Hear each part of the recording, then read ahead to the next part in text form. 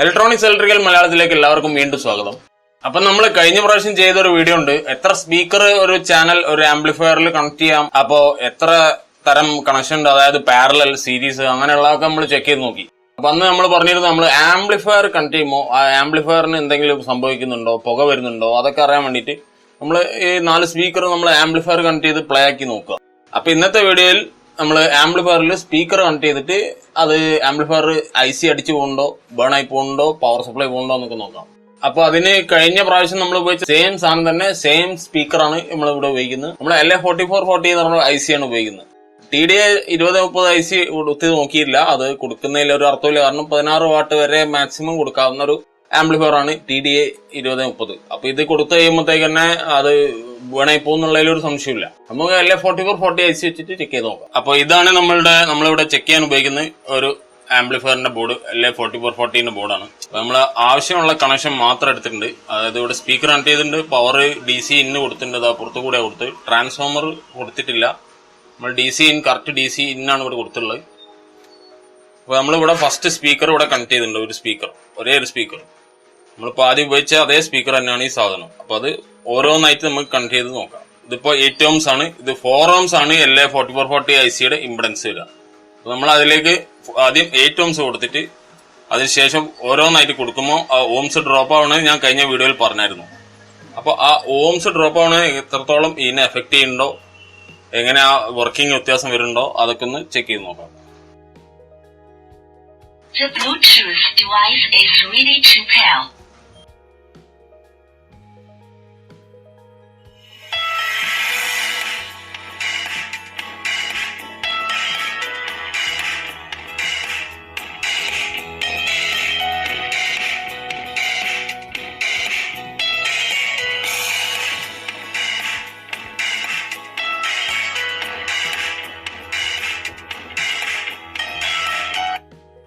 നമുക്ക് അടുത്ത speaker connect ചെയ്യാം.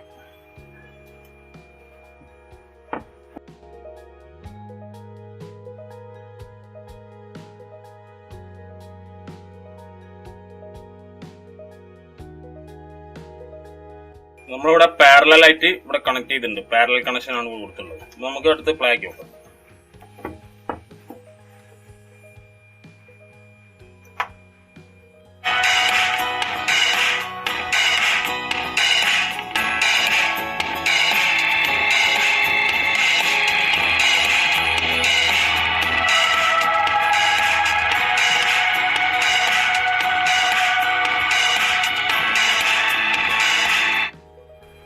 അപ്പൊ മൂന്നാമത്തെ സ്പീക്കർ, 2 സ്പീക്കർ കണക്ട് ചെയ്തു. ഇപ്പൊ നമ്മൾ ഇതിന്റെ ഓംസ് നോക്കിയാൽ 4 ohms ഉണ്ടാവും ഇതിന്റെ ഇംപെഡൻസ്. 2 8 പാരലൽ ചെയ്തപ്പോ 4 ohms ആയി.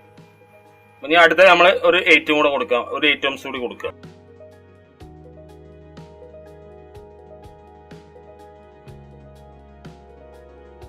നമ്മൾ മൂന്നാമത്തെ സ്പീക്കർ ഇവിടെ കണക്ട് ചെയ്തിട്ടുണ്ട്.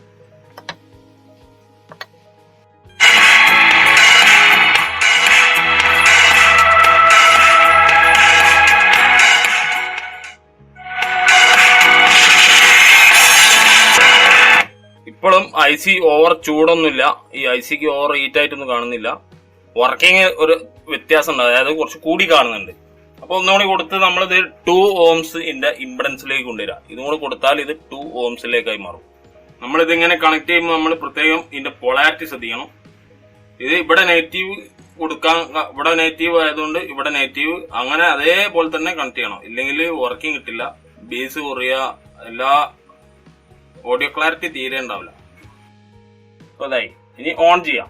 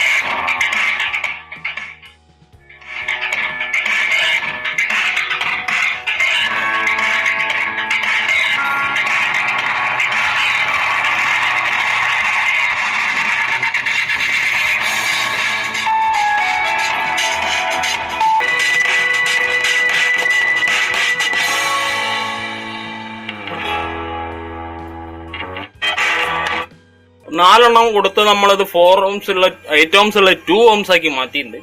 ഇപ്പോഴും അത് IC കുഴപ്പം, അത്യാവശ്യം നല്ല ചൂടുണ്ട് ഇപ്പൊ കാണുമ്പോ.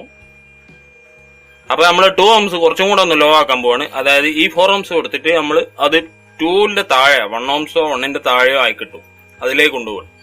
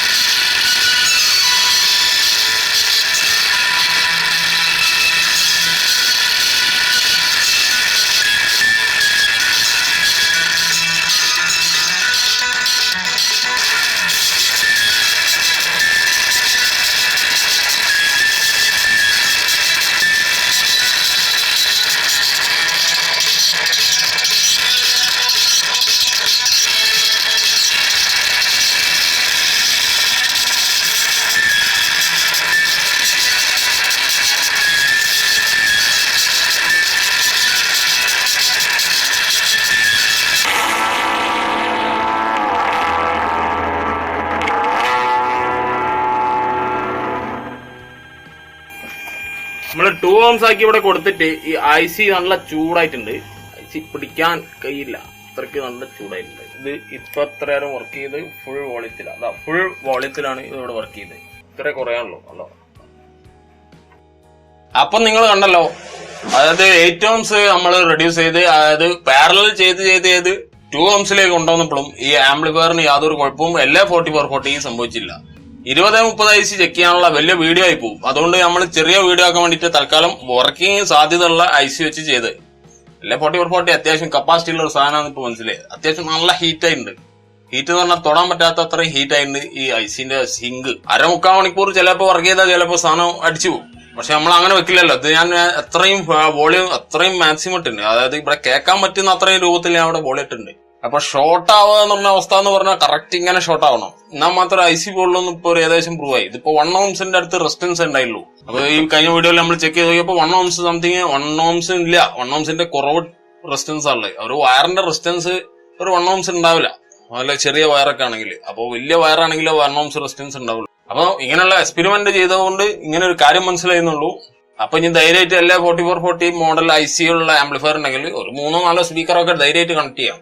നമ്മൾ ഇത്രയും സൗണ്ടിലൊന്നും എവിടെയും പ്ലേ ആക്കൂല. നമ്മളിവിടെ ടെസ്റ്റിന് വേണ്ടിയിട്ടാണ് അത്രയും വലിയ സൗണ്ട് ഇട്ടത്. അപ്പോ വീഡിയോ ഇഷ്ടപ്പെട്ടാൽ എല്ലാവരും ലൈക്ക് ചെയ്യുക. അടുത്ത വീഡിയോ കൂടുതൽ കാണാൻ വേണ്ടിയിട്ട് സബ്സ്ക്രൈബ് ചെയ്യുക. അടുത്ത വീഡിയോയിൽ കാണാം.